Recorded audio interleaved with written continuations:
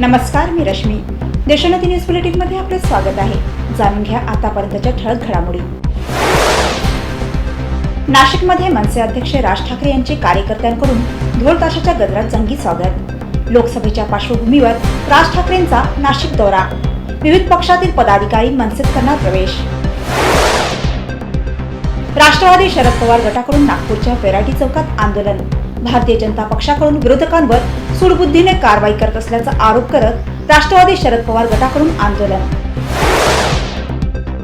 उपमुख्यमंत्री अजित पवार यांच्या घरासमोर होणार ओबीसी समाजाचे आंदोलन. बारामती येथील सहयोग सोसायटी निवासस्थानासमोर पोलीस बंदोबस्त.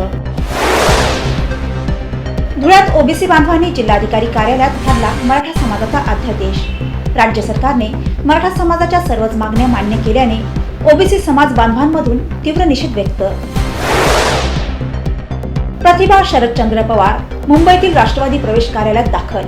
रोहित पवारांना पाठिंबा देण्यासाठी पूर्णवेळ पक्ष कार्यालयात राहणार हजर. धुळे जिल्ह्यातील शिरपूर तालुका पोलिसांनी पकडला लाखोंचा गुटखा. आरोपी पोलिसांच्या ताब्यात. 38 लाख रुपये किमतीचा मुद्देमाल जप्त. नांदेडमध्ये नोकर भरतीत झालेल्या पेपरफुटी प्रकरणाविरोधात आम आदमी पार्टीची निदर्शने. विशेष चौकशी समिती नेमण्याची मागणी. याचबरोबर हे बातमीपत्र येथे संपले. पुन्हा भेटूया नवीन घडामोडींसह. नमस्कार.